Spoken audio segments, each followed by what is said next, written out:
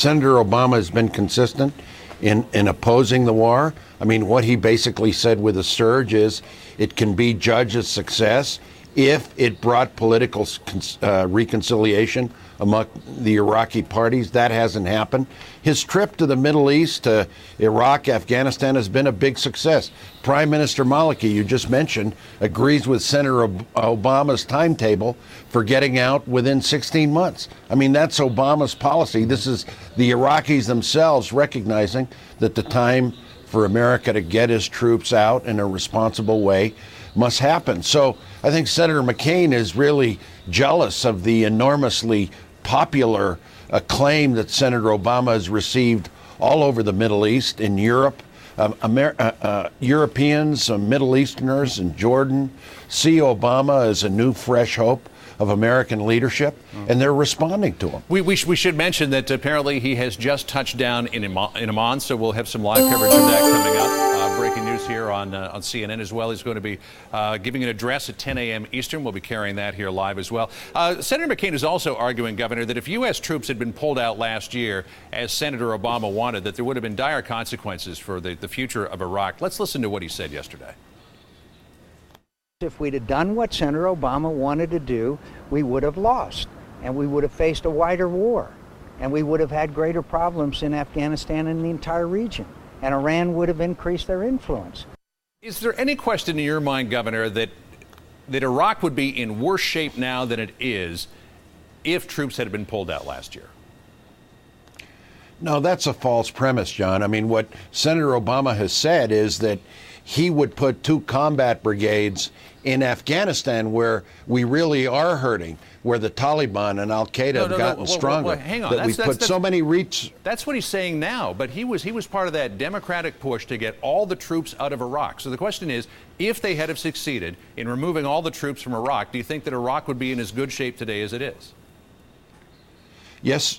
Look, I think that was a sensible policy to start the pullout, do it in a responsible period, 16 months, and then start diplomacy, John. Get Iran in there. You know, we're barely starting to meet with the Iranians. This should have happened long ago.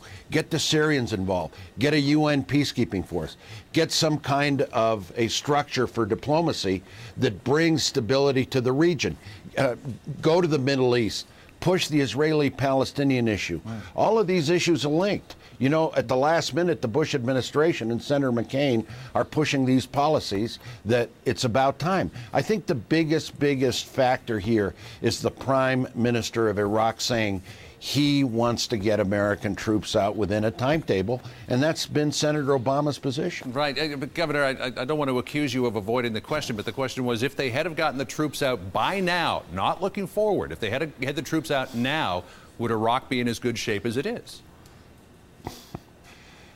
John, I don't think Iraq necessarily is in terribly good shape. There's still a need for political reconciliation, for breathing room. There's still need for a division of the oil revenues for stability. There's still violence there. I mean, the violence has been reduced mainly because of the heroic efforts of American troops. I think we needed this diplomacy and this timetable a lot sooner. Yeah, I mean, not saying certainly that things are perfect there, but definitely the violence less than it was 18 months ago. Senator Obama also in this ABC interview admitted that there are deep concerns among commanders in Iraq about a timetable that does not take into account changing conditions on the ground. So should he be sticking fiercely to this 16-month timetable to get forces out? And how much flexibility should he have if General Petraeus or whomever takes over for General Petraeus says, you know, Mr. President, if he's president, we've got to adjust here on the ground. We need more time. Well, ultimately, the decision is up to the president, hopefully President Obama's commander-in-chief. But what he is doing is he's listening to his military advisors, to General Petraeus, who's enormously respected, and he's going to take their views into account. But, you know, his policy hasn't changed. He believes that we can safely take our troops out within 16 months, push a regional diplomatic effort, get other countries involved, make sure that combat forces are out, but there's some residual forces left. His policy hasn't changed, but I think being on the ground, talking to the troops, to General Petraeus, there may be some military options there that will enable him to carry out that policy more effectively.